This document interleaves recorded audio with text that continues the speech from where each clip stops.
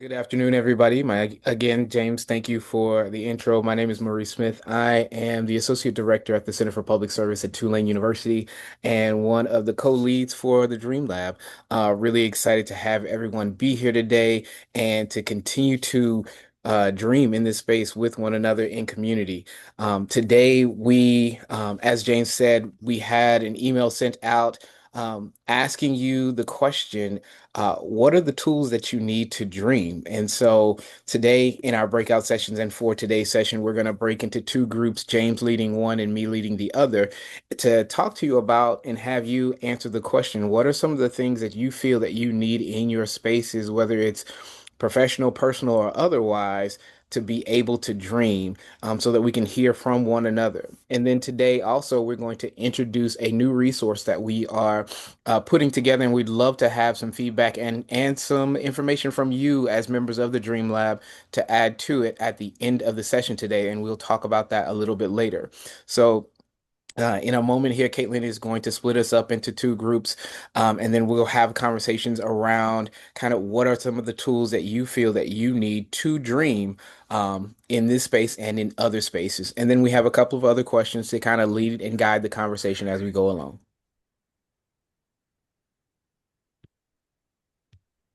Okay.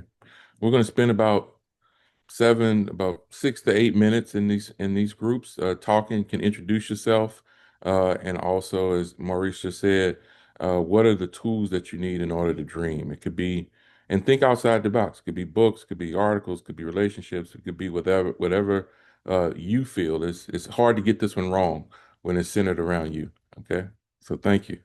So we'll break up. As we're doing that, does anyone have any questions before we break up into these breakout sessions for our community connections? This is an opportunity for us to really get to meet some new people every time we do this. You meet a couple of new colleagues that maybe you didn't know. If you did know them, not in the same way. So uh, it's hard to dream when you don't know the people you're dreaming with. People, we would get deep in conversation. Gene, I probably like that. Gene was right at that. I don't know. Uh, Definitely want you. And Melvin, we didn't get to hear your thoughts, and I know it's Founders Day and everything, so it's a big day over there for you as well. So I recognize it's not lost on me. I see you, but at the same time, we want to open up a little space here. Uh, I'm curious if there are some folks that would like to share some of their thoughts or some of their comments in terms of what they heard from their colleagues or anything that they shared themselves. And Melvin, if you feel comfortable and wanting to share, since you didn't get a chance to share, or Jean getting a chance to finish your thoughts, welcome you to finish it in this space as well.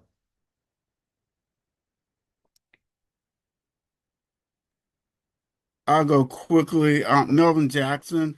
I come here from a number of different spaces. I'm on the board of the ACES Academy for Community Engaged Scholarship, but I consider myself a community researcher and partner a great deal. I'm in North Carolina, a great deal with the University of North Carolina. So this is the first time that I've been to this particular event, but I know that ACES is partnering with Campus Compact in a number of different ways, and I'm just try to put myself there when I can.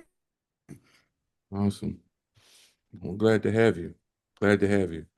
Definitely thought that the conversation that a lot of what people were sharing around, one of the things I can just say to kind of tee us up as we talk about what our purpose and goals are for this session, especially for folks that are new, is that this is really fundamentally about us creating space, being intentional about creating that space because it is important. And that was shared by several people in our group, that there is an importance that dreaming should not be a luxury but a necessity. And I'll just leave that little tagline. Some people want to do some finger snaps or just, I feel you on that it's not a luxury, but a necessity. And even more so in a time because dreaming can be form of what we've talked about in previous sessions. It can be therapeutic.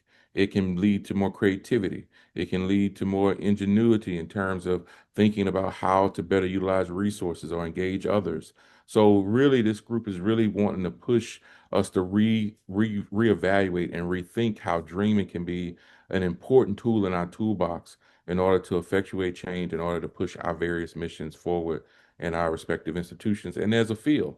Because one of the things I think community engagement and civic engagement work does is provide hope.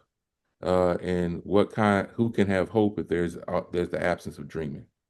Whew. Okay, I'm just going to, not to get too deep philosophical, just want to drop a few nuggets, let them sit there and let you marinate on that as we go into the holiday season. Okay.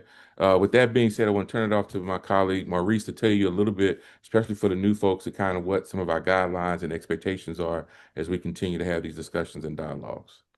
Okay, so awesome. So again, welcome to everybody that's new, and thank you for everybody that's returning to our space or what have you.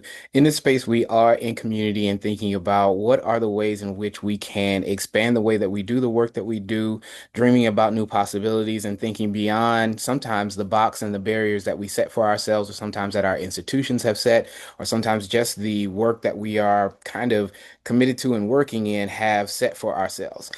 This space is about thinking beyond the typical, oh, I only have so many people, I only have so much time, I only have so many resources, but what would your work, what would your everyday look like if you were to dream beyond those boundaries?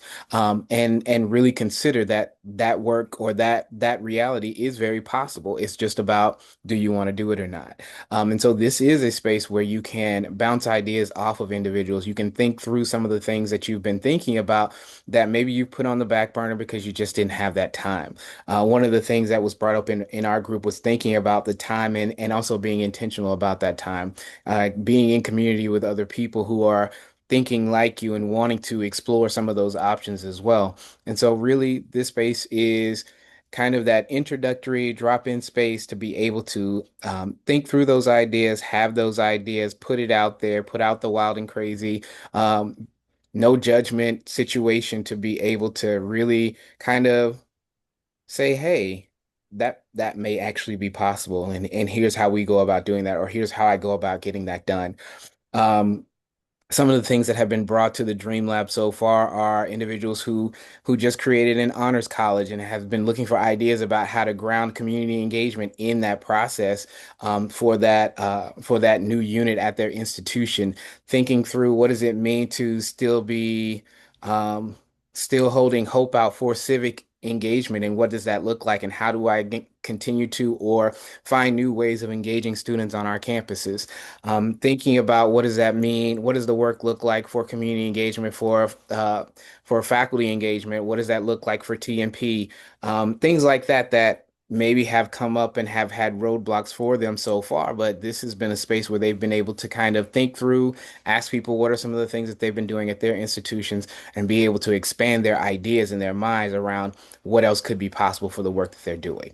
Um, we are here again. This is a judgment-free zone. Uh, what's said here stays here, but what's learned here, feel free to take it with you.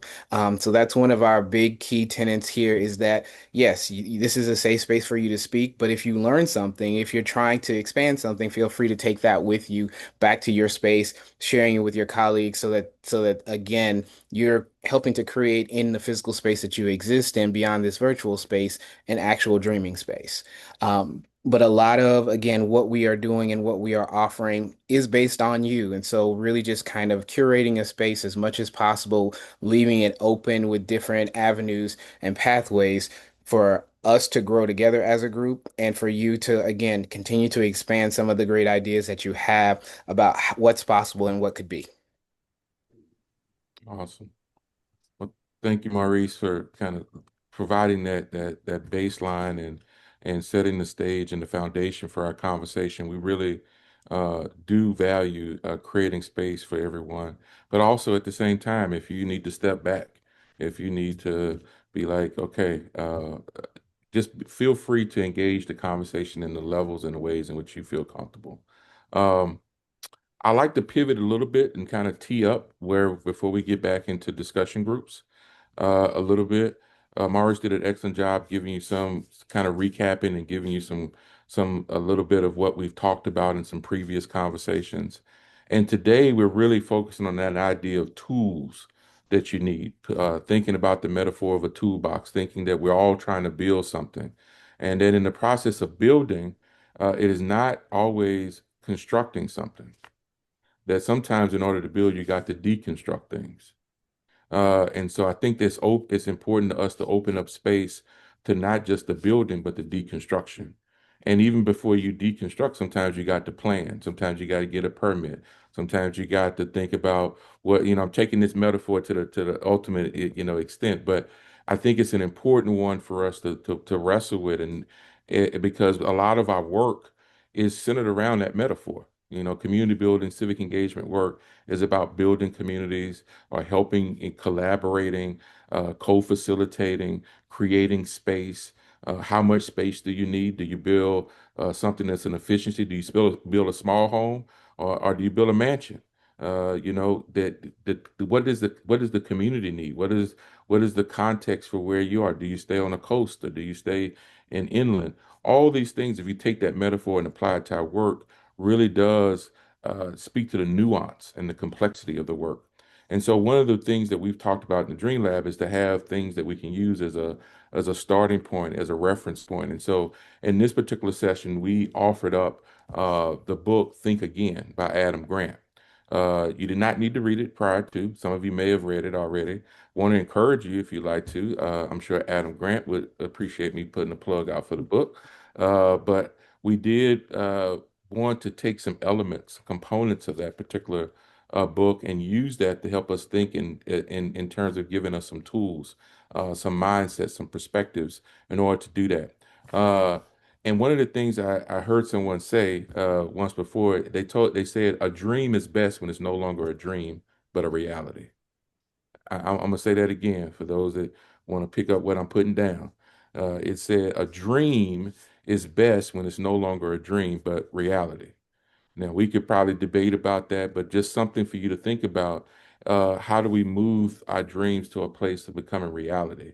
And when we think about dreaming, dreaming is one part of the work that we do. So if we think about our work in four parts, dreaming is one component, planning is one component, implementation is another component, and then evaluation and reflection is another component. So think about those four core areas, and I'll repeat them. One, dreaming is an important, and that the reason why the Dream Lab exists is because we've oftentimes overlooked the dreaming component. We've moved into the planning, and planning oftentimes is reactionary or is in response to something, but making intentional space for dreaming as a component of a process of the work that we do. So dreaming, planning, implementation, and then reflection and evaluation. Those four components are very important. And when you think about dreaming, we've been talking about grounding dreaming in what we call practical optimism. And there's a book out about practical optimism, but how do you ground this work in a way that there's a form of positivity that acknowledges the challenges, but at the same time is realistic about how we can focus on the solutions, how we can focus on the opportunities, how we can focus on a constructive agenda that's going to be inclusive but optimistic, but have a form of realism that's infused in it as well. So it doesn't become just totally utopian, but something that does is aspirational, but is also grounded in reality. And so that term, practical optimism. The other thing I think is important about dreaming that Adam Grant's book does a really good job of is the importance of perspectives taking. The importance of perspectives taking that oftentimes what we do is create these echo chambers that prevents us from being able to have constructive dialogue, to be able to hear from viewpoints and that are different than our own, but perspectives taking that we don't have to agree on a different perspective, but it's important to look at things from a different perspective. I'm sure some people have heard of that there was the about the men that touched the elephant, and they all were blind. And from their vantage point, from their vantage point, that was their truth. As one touched the side of the elephant, they thought it was a wall, and so one touched the trunk, thought it was a rope. One touched the legs of the elephant, and they thought it was a tree trunk, and they were all right and wrong at the same time. And so part of what we're talking about in the Dream Lab is how do we create space for perspectives taking? And so Adam Grant's book is really good because it encourages us to take on different perspectives and that we naturally do it and sometimes don't even know it. And so one of the things that he talks about in particular, four different types of mindset. There's the preacher mindset. where you're trying to protect your belief. You're always trying to evangelize and get people to see your perspective. So you're protecting your belief. One is the prosecutor, where you're trying to win. You're always in that kind of mode of wearing that cap. And then the other two is a politician, where you're trying to seek approval and always trying to sell and get people to see that point of view. But then the one that he proposes most in this book is the one of a scientist, where you're curious, you're into testing ideas, you're into this whole tension between being right versus trying to get it right. And that would really stuck out to me, the difference between being right versus trying to get it right. And so oftentimes we are in the mode of trying to be right versus trying to get it right. And so these are different perspectives on the book that I think that we wanted to tee up. And like I said, you didn't need to read the book in order to engage in the questions that we're going to propose in our breakout sessions, but wanted you to kind of think about this book, because a lot of the work we do is about collaboration. A lot of the work we do is about operating with a sense of humility and having the shared power dynamics between the communities that we serve and our institutions and our colleagues, our students, our alumni, our donors, our stakeholders. All of that is always constantly in tension. And how do we negotiate those things in a productive way? And so we definitely need more tools and perspectives and mindsets in order for us to negotiate that. And that sometimes what we do is we reinforce, our assumptions can unintentionally reinforce the very things that we're trying to build. And so part of what we have to do is with this perspectives taking and putting on different hats, it encourages us to have a greater sense of empathy for others. It encourages us to see the value that others' perspectives may have. And in the result, it only can strengthen and make our work better. So this is not the whole academic expression, free speech angle. This is a little twist on that. I'm hoping you're seeing that really does position us in a way that we gather the information that we need in order to be able to be more effective in the roles that we have. So, wanted to tee that up before we go into our breakout sessions. Is there any thoughts, questions that people have before we share with you the prompts for our breakout session? There's no one that anybody, no one disagree with what I said. This would be, you can feel free to put on a hat, on a different hat. You can be a prosecutor or a preacher. I am a PK, so I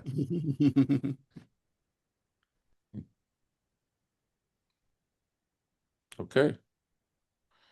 Well, here are the two questions we want to propose in our breakout session. So I'll read these, and so in case people need some clarity or have questions about it, that Maurice and I can answer for you. The first question is, which a set of assumptions are standard practices in community and civic engagement work may be ready for rethinking? What are some of the assumptions or standard practices in our field in community and civic engagement may be ready for rethinking? Okay. And the second part of that question is, how can we experiment with new approaches without compromising the relationship or the impact? How can we experiment with new approaches without compromising the relationships or impact? Now I can see some nonverbal. Some people like, when we may have to break this thing. Some people, I see the omelet people here. They're like, we got to break some eggs to make some omelets. I see you. I see you. Okay. But we're gonna see if we can walk that tightrope. We'll see. And the second question, it dovetails with this and complementary to it. The second question is, what processes, what processes, what habits or institutional assumptions, what processes, habits, or institutional assumptions may need to be unlearned to strengthen community engagement work? What processes, what habits or institutional assumptions may need to be unlearned to strengthen community engagement work? And when we say work, we're talking about the teaching, the service, the research, because I know we all wear different hats in the institutions that we come from. Some folks are more on the academic side. We got folks in campus life. We got folks that deal more external facing. So whatever the case may be around community engagement, where be it teaching, be it research, be it service, whatever the case may be, what process, habits, and assumptions may need to be unlearned, different than rethinking, but unlearned in order for us to get to where we need to get to. Just some light thinking on the Monday afternoon. Okay. Uh, Maurice, anything you want to add to that before we break up into these groups? Okay, we're going to take at least a good 10 minutes. And as you're in that, hopefully Maurice and I will also be taking notes, but encourage you to take notes if your colleagues say something that's like, wow, that was a drop mic moment. I need to jot that down. And then when we come back, we're going to spend a little time, 5 minutes or so, hopefully debriefing and sharing out before we go into our last breakout session before for the day. Okay? Sounds good? Our group. I don't know about the other group, but we be in such deep conversations. People get cut off because they're just talking, and it's good because I can't write it all down. It's like so much good stuff going on. So I'm curious. We got a chance to debrief a little bit now, talk a little bit. I want to open up space if some folks that we had some wonderful comments, so encourage people to share. And let's continue the conversation and debrief from those two great questions that we had.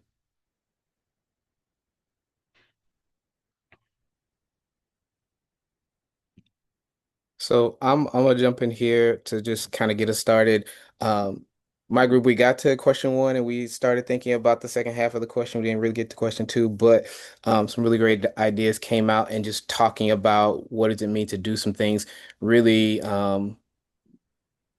reimagining how we do the work that we do, knowing that some of the patchwork that we do in community engagement is just not sustainable, and we need more than that. We need more. We need to be working towards actual sustainable solutions. Thinking about new ways of managing expectation in the wake of resources on all levels thinning out, not sure whether they're going to get reconnected or not, and what does that mean? And really being able to have honest, transparent conversations with our partnerships on all levels about what actually is and what we can actually do. Um, Also, some great brought up a thought about institutional um, having a cross network institutional support for areas in which institutions do really well with other institutions, and then supporting other institutions in what they do really well so that we can build a network behind towards a solution for some systemic issues versus kind of reduplicating the work time and time again in multiple places, especially when you have multiple colleges and universities in your city or multiple entities that are doing community engaged work. Um, Janine brought up a really great piece about um, how institutions can go about doing that and what's going on. And then Thomas and my group brought up about how institutions have kind of put that into practice in terms of building a network of support for formerly incarcerated individuals or those who are returning to society, and how universities have worked together to build those programs not kind of against each other, but in tandem. And so knowing that some of the things that we're dreaming about and some of the things that we're thinking about are very possible, and there are spaces that are already starting to do that work. Wow. And y'all got all that. Y'all didn't even get to question two. Yeah, okay. I want to just echo that in our group, there was a very rich conversation happening around some themes that were emerging. One was this idea about culture, that so much of culture drives a lot of the decision making, and how can we effectuate changing the culture in our respective spaces, because the culture drives so much of how structures get put together, how decisions get made, and how do we get people to a place where they can reflect. I think Laura talked a little bit initially about that how important it is for us to get people to a place where they're rethinking their assumptions and not just doing things just because.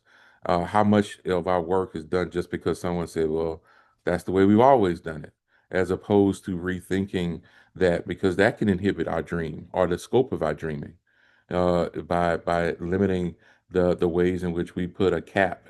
I always kind of think of it as like there's a floor and there's a ceiling, and how much of our thinking starts from a place of a ceiling versus a floor. And so I think that is one way to think about it. Another thing that came out, but several people spoke about, I think Melvin spoke about this idea of getting more the community involved is another way that really breaks down some of the power dynamics. But how do we do that in a way when we're working in institutions that want to hold on to power, or they have an interest in having things done a certain way?